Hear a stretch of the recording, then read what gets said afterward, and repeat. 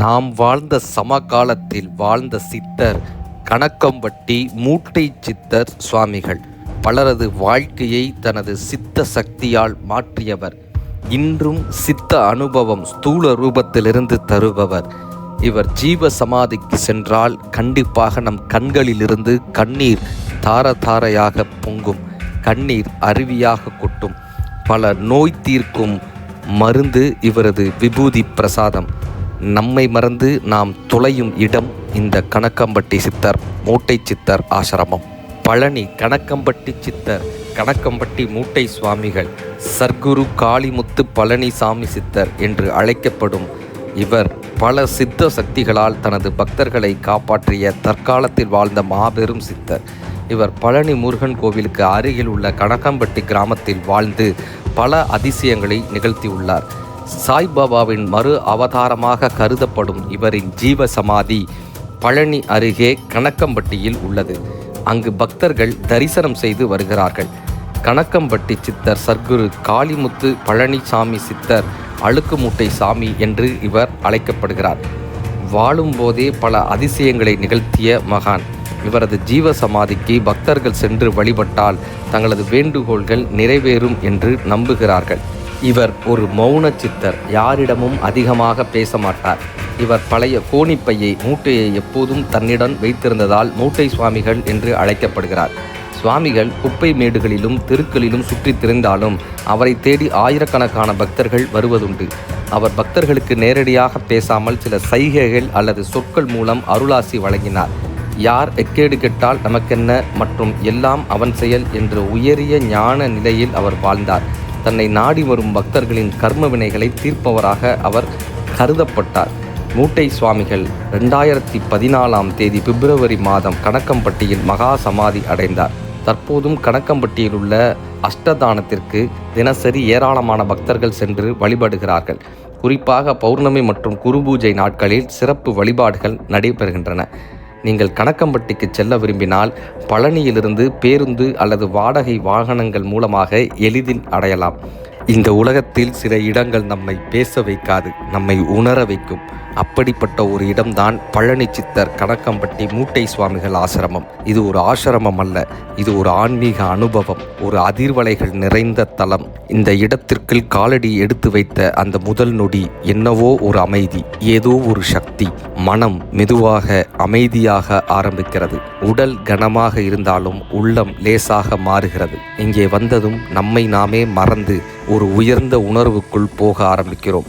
ஆசிரமத்தில் அமர்ந்து தியானத்தில் உட்கார்ந்திருந்த அந்த தருணம் கண்களை மூடியதும் வெளி உலக சத்தங்கள் மறைந்து உள்ளே மட்டும் ஒரு நாதம். மூச்சு விடுவது கூட ஒரு யாகம் மாதிரி உணர்ந்தது. சிந்தனைகள் ஒவ்வொன்றாக அமைதியாக கரைந்து ஒரு மௌனம் மட்டும் மீதம் இருந்தது. அந்த மௌனத்தில்தான் மூட்டை சுவாமிகளின் அருளை உணர முடிந்தது. மூட்டை சாமிகள் வாழ்ந்த வீட்டை நம்மால் இங்கு பார்க்க முடிகிறது. அது வெறும் சுவர் அல்ல, வெறும் கூரை அல்ல, அது ஒரு தவ வாழ்க்கையின் சாட்சியம். அங்கே நிற்கும் அந்த மரங்கள் சாதாரண மரங்கள் அல்ல. எத்தனை ஜபங்களை கேட்டிருக்கும், எத்தனை மௌன தவங்களை கேட்டிருக்கும். அந்த மரத்திற்கு அருகில் நின்றபோது ஒரு குளிர் மாதிரி உடலுக்குள் ஓடியது காற்று அல்ல, ஆன்மீக அதிர்வு. அங்கு மூட்டை சித்தர் அமர்ந்திருந்த அந்த கல்லை நம்மால் பார்க்க முடிகிறது. இந்த கல்லில் அமர்ந்து அவர் எத்தனை பேருக்கு அருள் பாவித்திருப்பார், எத்தனை பேரின் குறைகளை தீர்த்து வைத்திருப்பார், எத்தனை பேர் அவரை அங்கு வணங்கியிருப்பார்கள். அங்கிருந்து ஒரு மரம் போல, ஒரு ஆலமரம் போல அங்கு இருக்கக்கூடிய பக்தர்களுக்கு தனது தவ வலிமையால் அவர்களது வாழ்க்கையை மாற்றக்கூடிய தருணங்களை பரிசாக தந்தவர் இந்த மூட்டை சித்தராக இருந்திருக்கிறார். மிகப்பெரிய ஆன்மீக அற்புதங்களை அங்கு நிகழ்த்தியிருக்கிறார். இன்றைக்கும் அங்கு அன்னதானம் சிறப்பாக நடைபெற்று வருகிறது. 3 வேளையும். இங்கு உணவு என்பது வெறும் வயிற்றுக்காக அல்ல, ஆத்மாவுக்காக. ஒவ்வொரு கவலம் சாப்பிடும்போதும் ஒரு திருப்தி. சுவாமிகளின் அருள் உணவாக மாறி நமக்குள் சேர்கிற மாதிரி ஒரு உணர்வு. அன்னதானம் முடிந்ததும் உடல் நிறைந்ததல்ல, மனம் நிறைந்தது.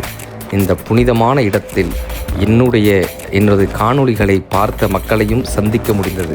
இது ஒரு சந்திப்பு மட்டுமல்ல, அது ஒரு குடும்ப சந்திப்பாக இருந்தது. அனைவரது கண்களிலும் பக்தி, அமைதி, அன்பு. இந்த இடம் நம்மையெல்லாம் ஒரு அதிர்வில் இணைத்தது.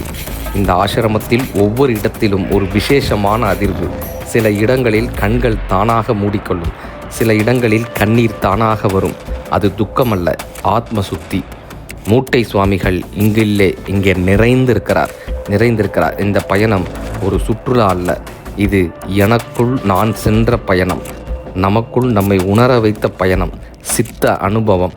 பழனி சித்தர் கணக்கம்பட்டி மூட்டை சுவாமிகளின் ஆசிரமம் இது ஒரு இடம் அல்ல, அது ஒரு அனுபவம்.